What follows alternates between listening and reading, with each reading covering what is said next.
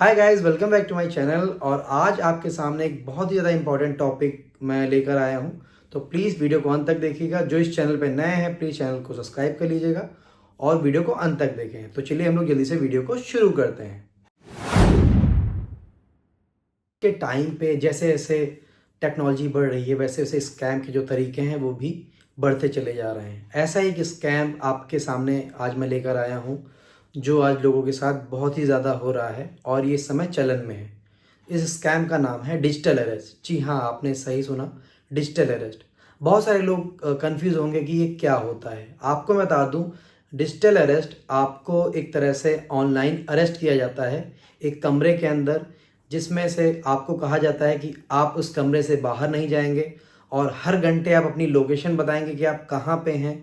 उसका पूरा ब्यौरा जो है आपको जो स्कैम कर रहा है आपके साथ, लाइक वो आपको बताएगा कि वो एक पुलिस ऑफिसर है या कोई सीबीआई का अधिकारी है या ईडी का अधिकारी है। ऐसे कोई बड़े पद पर होकर, एक सरकारी पद पे होकर वो आपको डराते धमकाते हैं और आप पे निगरानी रखते हैं और उस चक्कर में आके आपसे एक मोटी रकम वसूलते हैं।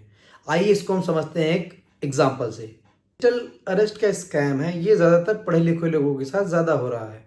आपको बता दें, आजकल के टाइम में हम सभी जो है ऑनलाइन शॉपिंग करते हैं, ऑनलाइन अपना सामान मंगाते हैं किसी न किसी वेबसाइट से, चाहे वो फ्लिपकार्ट हो, अमेज़ॉन हो या मिंत्रा हो।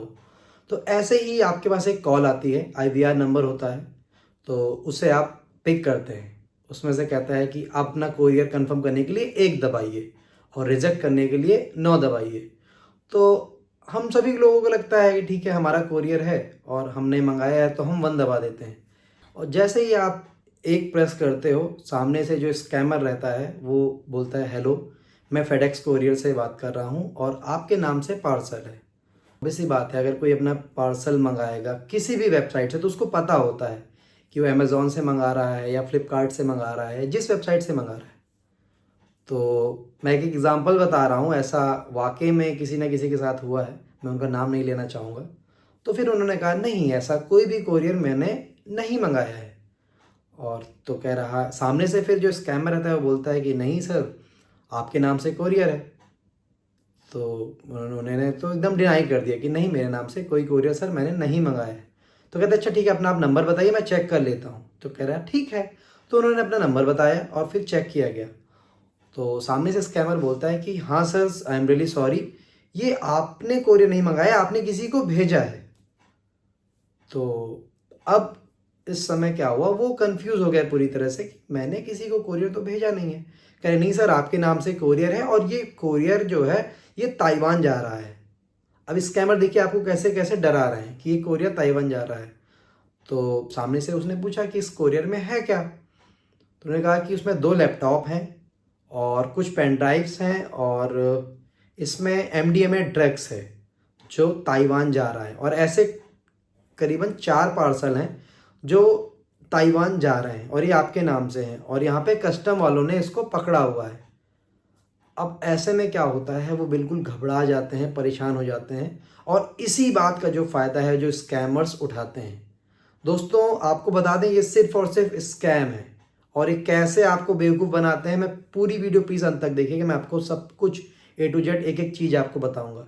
फिर उसके बाद वो आपसे बोलते हैं कि ठीक है सर, हो सकता है कि आपके आधार कार्ड से किसी ने कोई स्कैम किया होगा, इस वजह से आपका नाम आया हो। क्योंकि और बेसिकली आपको बता दें, इस स्कैम में क्या होता है, आपकी थोड़ी बहुत इन्फॉर्मेशन वो पहले से लेकर रखते हैं, लाइक आपका नाम क्या है, आपके घर में कितने फैमिली मेम्बर हैं, और मे भी हो सकता है कि वो आपके फ्रेंड्स के भी नाम जानते हो या आपके मदर फादर का नाम जानते हो। क्योंकि आजकल क्या होता है कि आपका ईजिली कहीं से भी आपका आधार कार्ड मिल जाता है, आपका पैन कार्ड मिल जाता है। क्योंकि हम लोग साइबर कैफ़े जाते हैं तो वहाँ पे अपना आधार कार्ड दे देते हैं और कहीं भी अगर फुट स्टेट कराए जाते हैं तो वहाँ पे अपना हम आधार कार्ड देते हैं। तो इस बात का जो स्कैमर्स फ़ायदा उठा लेते हैं, क्योंकि आजकल देखा जाता है डेटा बहुत सारे लोग जो स्कैमर है वो खरीदते हैं बड़ी बड़ी कंपनियों से और कंपनियां जो है उनको सेल कर देती हैं। तो इस तरह से वो आप तक पहुंचते हैं।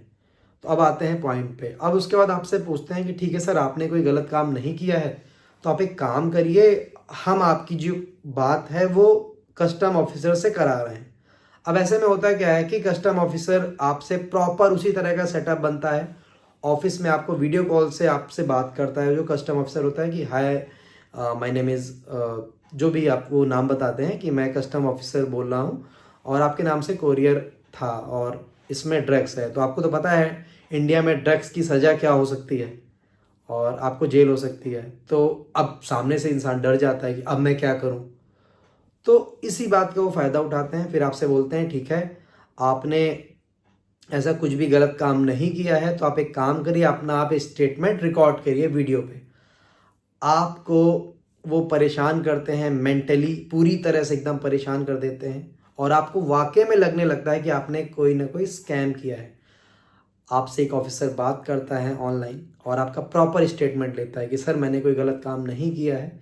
फिर उसके बाद वो किसी दूसरे ऑफिसर से कनेक्ट करते हैं और कहते हैं आपका एक और स्टेटमेंट रिकॉर्ड होगा और सामने से आप अपना कैमरा ऑन रखेंगे, लेकिन जो ऑफिसर रहेगा वो अपना कैमरा ऑफ रखेगा और फिर उसके बाद वो भी आपका स्टेटमेंट रिकॉर्ड करेंगे। और स्टेटमेंट रिकॉर्ड करने के बाद वो आपसे ये भी फोर्स करेंगे कि आपको अपनी पूरी लोकेशन बतानी है, पूरी दिनचर्या बतानी है, आप कहाँ जाते हो, क्या करते हो, और पूरी तरह से आपको डिजिटली अरेस्ट करके रखते हैं। दोस्तों आपको मैं बता दूं, डिजिटल अरेस्ट नाम की कोई भी चीज़ अपने इंडियन लॉ में नहीं है, ठीक है। कोई भी पुलिस वाला अगर आपको ऑनलाइन वारंट भेजता है व्हाट्सएप के ज़रिए या इंस्टाग्राम या टेलीग्राम के ज़रिए, तो ये फेक है, ये सिर्फ और सिर्फ स्कैम है। अगर कोई भी ऐसा अगर नोटिस भी आता है आपको, तो आप किसी अपने दोस्त से या किसी अच्छे एडवोकेट से आप सलाह ले सकते हैं। आपको कभी भी कोई अगर नोटिस आता है तो आपको डाक के ज़रिए से आएगा, बाई पोस्ट आएगा, ऐसे नहीं आएगा। दोस्तों जो स्कैमर है वो इस तरह की सिचुएशन आपके सामने क्रिएट कर देंगे कि आपको सच में लगने लगेगा कि आपने सच में कोई ना कोई क्राइम कर दिया है या आपने ऐसे ही अपना आधार कार्ड कहीं पे दे दिया है जिसका मिसयूज़ हो रहा है और जिसके लिए आपको ये हर्जाना भुगतना पड़ रहा है। तो आपको बता दें दोस्तों, ऐसा डिजिटल अरेस्ट नाम का कोई भी चीज़ नहीं होता है। वो सिर्फ और सिर्फ एक स्कैम है और आपसे पैसे लूटने के तरीके हैं। आपको बता दें यही नहीं, आपसे पहले तो ये बोलेंगे कि जैसे भी मैंने बताया कि आप अपनी लोकेशन बताइए और हर 2 घंटे में आपको बताना है कि आप कहाँ पर हैं। आप ऑफिस नहीं जा सकते, आप अपने घर से बाहर नहीं जा सकते हैं।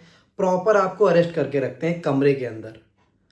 और फिर उसके बाद ये भी आपसे बोला जाता है कि अगर आप इस सब चीज़ें छुटकारा पाना चाहते हैं तो धीरे धीरे जब आप पूरे डरे हुए होते हैं, सहमे हुए होते हैं, तो आपसे एक पैसे की डिमांड करते हैं कि अगर आपको इस केस से निपटना है तो आप हमें इतने पैसे दे दीजिए और इस केस से आपका छुटकारा हो जाएगा।